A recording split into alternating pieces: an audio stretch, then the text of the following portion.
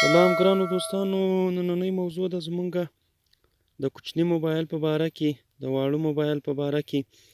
که چېرته مونږ ته څوک بې ځایه میسجونه بې ځایه کال کوي، بې ځایه مونږ ته ټلیفونونه کوي او مونږ ته بې ځایه میسجونه کوي، بار بار مونږ تنګوي، نو مونږ وغواړو چې زمونږ دا ټلیفون دې مصروفه سي، چې بیا مونږ ته هغه کس ټلیفون نسي کولی او زموږ هغه کس بیا مونږ ته ټلیفون کوي او زمونږ موبایل دې مصروفه وي. نو دا به مونږ څنګه مصروفیت ته اړوو؟ او بل دا که چیرې زمونږ موبایل مصروفه وي نو مونږ ته څوک ټلیفون کوي، مونږ ته څوک کال کوي او زمونږ موبایل مصروفه وي، نو دا به مونږ څنګه له مصروفیت څخه باسو، څنګه به زمونږ موبایل بیرته عادي حالت ته راولو. نو ګرانو دوستانو، نن به مونږ په دې ویډیو کې دا زده کوو څنګه مونږ موبایل له مصروفیت څخه ایستلی سو او څنګه یې مصروفه کولی سو. نو ګرانو دوستانو، نن بیا موږ په دې ویډیو کې زده کوو.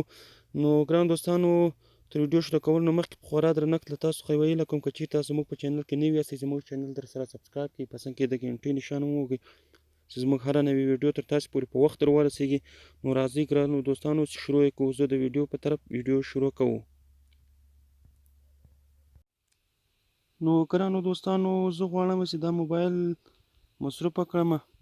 دا دی زما سره دا یو ایوا موبایل دی، تاسو سره هم چې هر یو موبایل وي.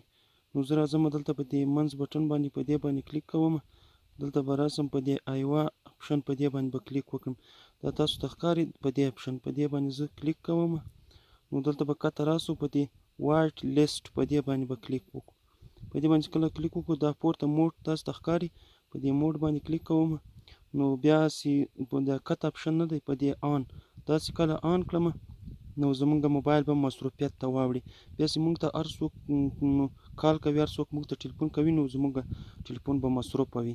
نو ګرانو دوستانو، که چیرې تاسو غواړئ چې دا بیرته له مصروفیت څخه وباسئ، یا که ستاسو موبایل مصروفه وي نو تاسو غواړئ چې هغه موبایل له مصروفیت څخه وباسئ، نو دلته به راسئ په دې باندې به داسې کلیک وکړئ په دې اپشن، دلته به دې وایټ لیست په دې باندې به کلیک وکړئ، په دا موډ اپشن نه دی په دې باندې به کلیک وکړئ، دلته به دا پورته آف کړئ، داسې به بند کړئ.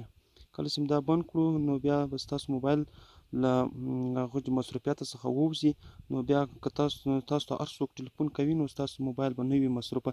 نو ګرانو دوستانو، تاسو به دا وایټ لیست اپشن په موبایل کې پیدا کوئ. بیا موډ اپشن، دا موډ اپشن دی، دا د موډ اپشن باندې کله کلیک وکړو نو دلته دا تاسو آن یې کړئ نو ستاسو موبایل به مصروفه سي، او که داسې آف یې کړئ نو ستاسو موبایل به له مصروفیت څخه ووځي.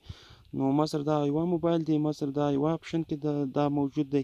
تاسو سره هم که سپر موبایل وي تاسو سره هغه به په سیټینګ کې موجود وي یا به په بل اپشن کې موجود وي.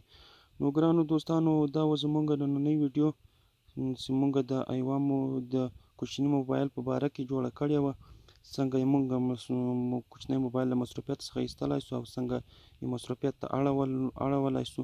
نو ګرانو دوستانو، کوم ویډیو خوښه ویډیو ته لایک کړئ، چینل ضرور سبسکرایب کړئ، په څنګ کې د ګنټۍ نښان ووهئ چې زموږ هره نوې ویډیو ته تاسو پورې په وخت در ورسیږي.